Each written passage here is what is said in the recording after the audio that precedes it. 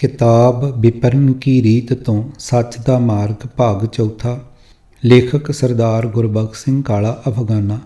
तीजे कांड का पहला भाग पाप कर्म अते पुन कर्म। आवाज़ गुरजंट सिंह रूपोवाली। वाहिगुरू जी का खालसा वाहिगुरू जी की फतेह। विपर की आत्म कथा आरंभ होंदी ही स्वार्थ सिद्धि वाली तृष्णालु भावना तो है।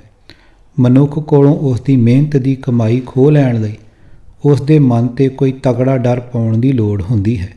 डाकू भी जानों मार देण दे भै नाल ही लोकां नूं लुੱਟदा है। डाकू वल्लों जान का खतरा थोड़े चिर विच खत्म हो जाता है। जां मनुख लुੱਟਿਆ गया अते जां जान गवा बैठा। दोहां हालतां विच ही डाकुआं दा भै राज समाप्त हो जाता है। पर पाप कर्मां तो लोक अते परलोक विच मिलण वाले कथित कष्टां दा भै जिस ढंग नाल पुरोहित जी ने पाया है वो पीढ़ियां तक मनुख दा पिछा नहीं छड्डदा। पिछे असीं पापां दे कारण उपजे गंभीर खतरे तो छुटकारे दे साधन का वर्णन बड़े विस्तार नाल पढ़दे आ रहे हैं। जप तप दान पुन पूजा पाठ जग हवन बलिदान आदि सब कुछ उसे भै तो छुटकारा पाउण दे ही भ्रम-ग्रसे फोकट यतन हैं। पापां कारण मिलण वाले कष्टां तो बचा लैण वाले पुन कर्मां विचों तीर्थां की महिमा बड़ी विशेष है। इस बारे पिछे असां बड़े विस्तार नाल पढ़िया है। इत्थे असां ये विचारना है कि नंबर 1 ये पाप कर्म अते पुन कर्म की हैं। नंबर 2 कि गुरबाणी ने भी इन्हां पापां तो छुटकारे का वसीला ब्राह्मणी विधि विधान वाले जां किसी विशेष ढंग वाले पुन कर्म ही मन्ने हुए हैं। पापां अते पुन्नां दा ਵੱਖ-ਵੱਖ प्रकार का अनुभव लगभग सारे संसार के मनुख नूं है। पाप पुन बारे दुनिया के किसी होर देश के मनुखों के विचारां बारे सोचण की सानूं लोड़ नहीं है, क्योंकि उन्हां नाल कदे साडा वास्ता नहीं रहा। असीं मुड़ ब्राह्मणी प्रभाव नूं ही कबूलते हाँ।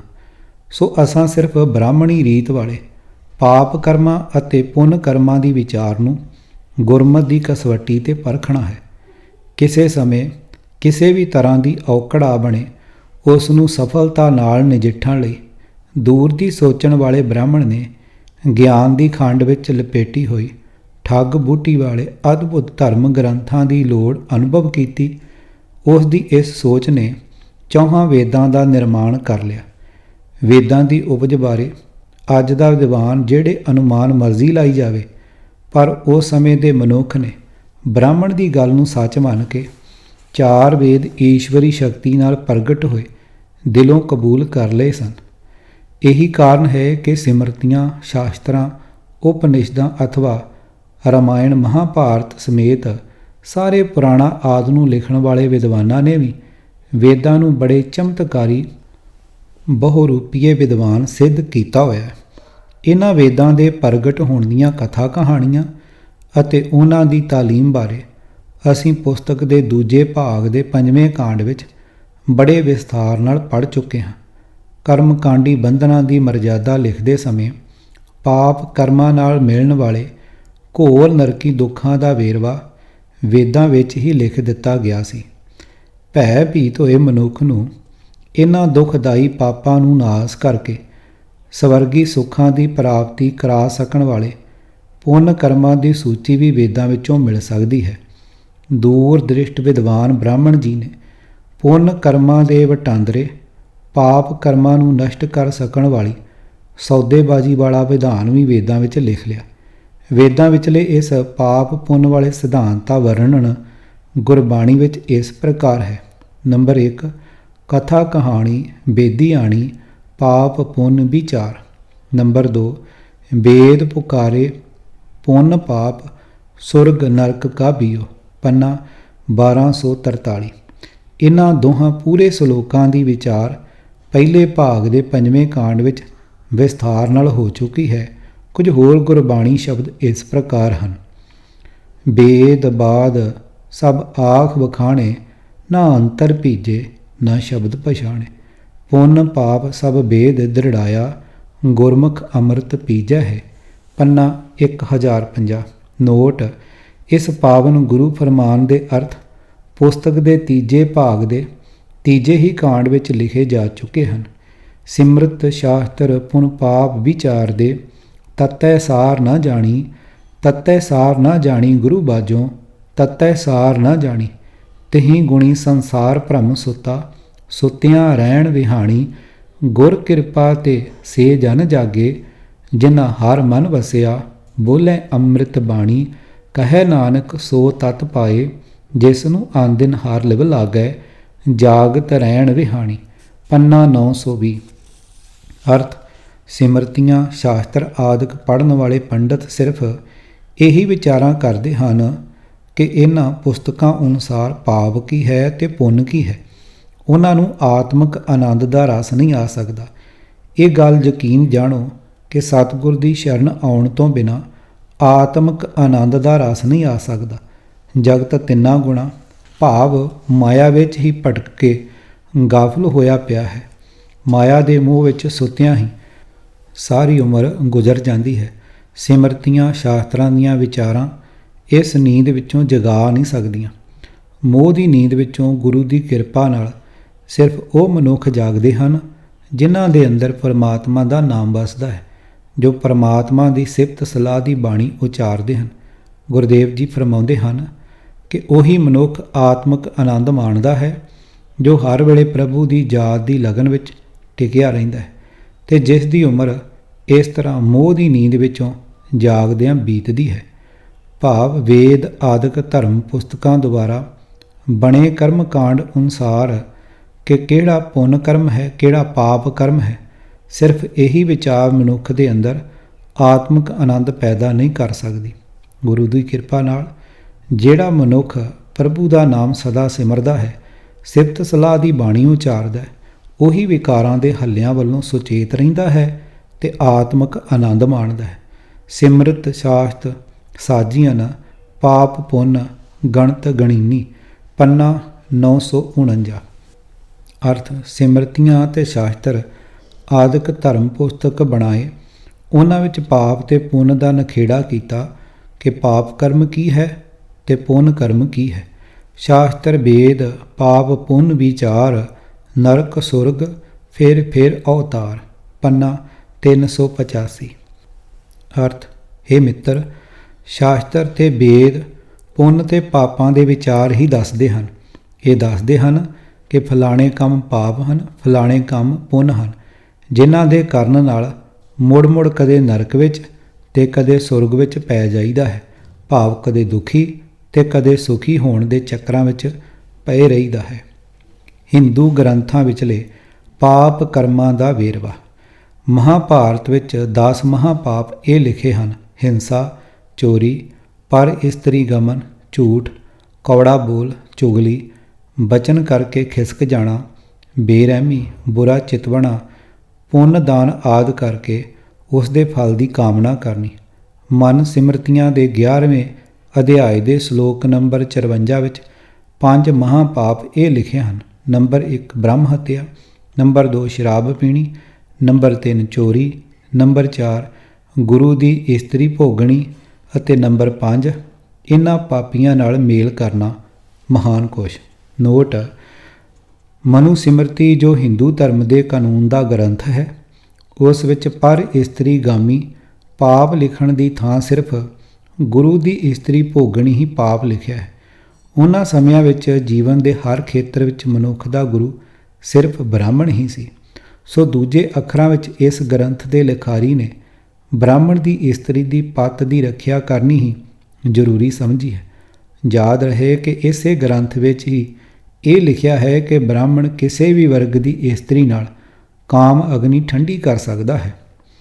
ਗਰੁੜ ਪੁਰਾਣ ਅਧਿਆਇ 4 ਅਨੁਸਾਰ ਪਾਪ ਕਰਮ ਇਹ ਹਨ: ਨੰਬਰ 1 ਬ੍ਰਾਹਮਣ ਨੂੰ ਮਾਰਨਾ, ਨੰਬਰ 2 ਸ਼ਰਾਬ ਪੀਣੀ, ਨੰਬਰ 3 ਗਊ ਦੀ ਹੱਤਿਆ, ਨੰਬਰ 4 ਗਰਭਪਾਤ ਕਰਨਾ, ਨੰਬਰ 5 ਲੋਕ ਛਿਪ ਕੇ ਪਾਪ ਕਰਨਾ, ਪਰ ਉਹ ਪਾਪ ਕਿਹੜਾ ਹੈ ਇਸ ਬਾਰੇ ਕੁਝ ਨਹੀਂ ਲਿਖਿਆ। ਨੰਬਰ 6 ਗੁਰੂ ਦੇਵਤਾ, ਮੂਰਤੀ, ਇਸਤਰੀਆਂ ਤੇ ਬਾਲਕਾਂ ਦਾ ਧਨ ਚੁਰਾਣਾ, ਬਾਕੀ ਦੁਨੀਆ ਦੇ ਧਨ ਬਾਰੇ ਕੋਈ ਖਿਆਲ ਨਹੀਂ ਦੱਸਿਆ। ਨੰਬਰ 7 ਕਰਜ਼ ਲੈ ਕੇ ਨਾ ਦੇਣਾ। ਨੰਬਰ 8 ਅਮਾਨਤ ਰੱਖ ਕੇ ਮੁੱਕਰ ਜਾਣਾ। ਨੰਬਰ 9 ਵਿਸ਼ਵਾਸਘਾਤ ਕਰਨਾ। ਨੰਬਰ 10 ਅੰਨ ਵਿੱਚ ਜ਼ਹਿਰ ਦੇਣਾ। ਨੰਬਰ 11 ਗੁਣਵਾਨ ਬ੍ਰਾਹਮਣ ਨਾਲ ਈਰਖਾ ਕਰਨੀ। ਨੰਬਰ 12 ਨੀਚ ਪੁਰਸ਼ਾਂ ਨਾਲ ਪ੍ਰੇਮ ਕਰਨਾ। ਨੰਬਰ 13 ਗੁਰੂ ਤੇ ਦੇਵਤਿਆਂ ਦੀ ਨਿੰਦਾ ਕਰਨੀ। ਨੰਬਰ 14 ਪੁਰਾਣਾਂ ਵੇਦਾਂ ਨਿਆਂ ਅਤੇ ਵਿਧਾਨ ਦੀ ਬੁਰਾਈ ਕਰਨੀ। ਅਤੇ ਨੰਬਰ 15 ਸ਼ਾਸਤਰਾਂ ਦੀ ਵਾਰਤਾ ਨਾ ਸੁਣਨ ਵਾਲਾ।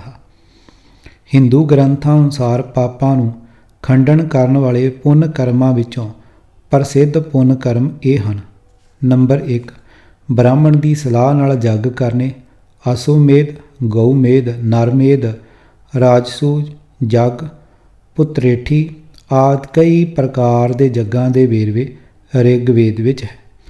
ਨੰਬਰ 2 ਦੰਦ ਕਸਾਈ ਸਮੇਤ ਬ੍ਰਹਮ ਭੋਜ ਦੇਣਾ।